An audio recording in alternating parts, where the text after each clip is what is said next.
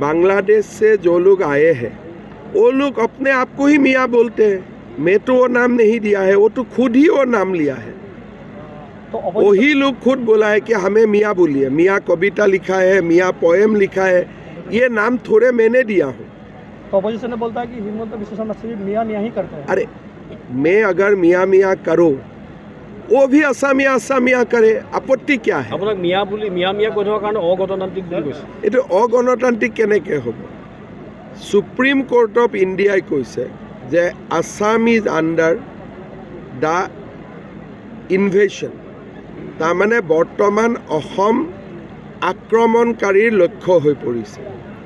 আৰু সুপ্ৰিম কোৰ্টৰ জাজমেণ্টতে কৈছে যে বাংলাদেশৰ পৰা এই লোকসকলে আহি অসমখনক আক্ৰমণ কৰি আছে। এইটোতো মোৰ ভাষা নহয়, এইটো সুপ্ৰিম কোৰ্ট অফ ইণ্ডিয়াৰ ভাষা যে অসমত মিয়া ইমান সোমাইছে। তেওঁলোকে মুছলিম শব্দটো ব্যৱহাৰ কৰিছে সুপ্ৰিম কোৰ্টে। মই যিহেতু মুছলিম শব্দটো ব্যৱহাৰ কৰিলে অসমীয়া মুছলিমসকলৰ গাটো পৰে, সেইকাৰণে মই মুছলিম শব্দটো ব্যৱহাৰ কৰা নাই, মই মিয়াটো ব্যৱহাৰ কৰিছোঁ।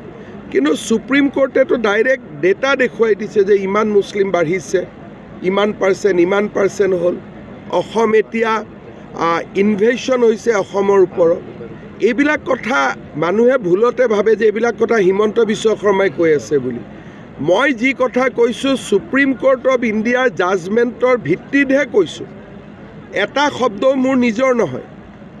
কোনোবাই ভাবিব পাৰে যে শব্দটো সুপ্ৰিম কোৰ্টে যেনিবা মুছলমান ব্যৱহাৰ কৰিছে, মই ৰাজনীতিত থকা ব্যক্তিৰ কাৰণে মই মিয়া ব্যৱহাৰ কৰিছোঁ, ইমানেই। এই কথাবিলাক মই কৈ থকা বস্তু নহয়। बांग्लादेश से जो लोग आए हैं वो लोग अपने आप को ही मियाँ बोलते हैं। मैं तो वो नाम नहीं दिया है, वो तो खुद ही वो नाम लिया है। तो वही लोग खुद बोला है कि हमें मियाँ बोलिए। मियाँ कविता लिखा है, मियाँ पोएम लिखा है, ये नाम थोड़े मैंने दिया हूँ।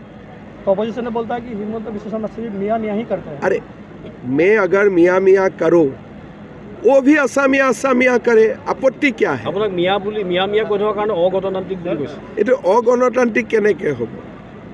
সুপ্ৰিম কোৰ্ট অফ ইণ্ডিয়াই কৈছে যে Assam is under the invasion, তাৰমানে বৰ্তমান অসম আক্ৰমণকাৰীৰ লক্ষ্য হৈ পৰিছে। আৰু সুপ্ৰিম কোৰ্টৰ জাজমেণ্টতে কৈছে যে বাংলাদেশৰ পৰা এই লোকসকলে আহি অসমখনক আক্ৰমণ কৰি আছে। এইটোতো মোৰ ভাষা নহয়, এইটো সুপ্ৰিম কোৰ্ট অফ ইণ্ডিয়াৰ ভাষা যে অসমত মিয়া ইমান সোমাইছে। তেওঁলোকে মুছলিম শব্দটো ব্যৱহাৰ কৰিছে সুপ্ৰিম কোৰ্টে। মই যিহেতু মুছলিম শব্দটো ব্যৱহাৰ কৰিলে অসমীয়া মুছলিমসকলৰ গাটো পৰে, সেইকাৰণে মই মুছলিম শব্দটো ব্যৱহাৰ কৰা নাই, মই মিয়াটো ব্যৱহাৰ কৰিছোঁ। কিন্তু সুপ্ৰিম কোৰ্টেতো ডাইৰেক্ট ডেটা দেখুৱাই দিছে যে ইমান মুছলিম বাঢ়িছে, ইমান পাৰ্চেণ্ট হ'ল। অসম এতিয়া ইনভেশ্যন হৈছে অসমৰ ওপৰত। এইবিলাক কথা মানুহে ভুলতে ভাবে যে এইবিলাক কথা হিমন্ত বিশ্ব শৰ্মাই কৈ আছে বুলি। মই যি কথা কৈছোঁ সুপ্ৰিম কোৰ্ট অফ ইণ্ডিয়াৰ জাজমেণ্টৰ ভিত্তিতহে কৈছোঁ। এটা শব্দও মোৰ নিজৰ নহয়। কোনোবাই ভাবিব পাৰে যে শব্দটো সুপ্ৰিম কোৰ্টে যেনিবা মুছলমান ব্যৱহাৰ কৰিছে, মই ৰাজনীতিত থকা ব্যক্তিৰ কাৰণে মই মিয়া ব্যৱহাৰ কৰিছোঁ, ইমানেই। এই কথাবিলাক মই কৈ থকা বস্তু নহয়।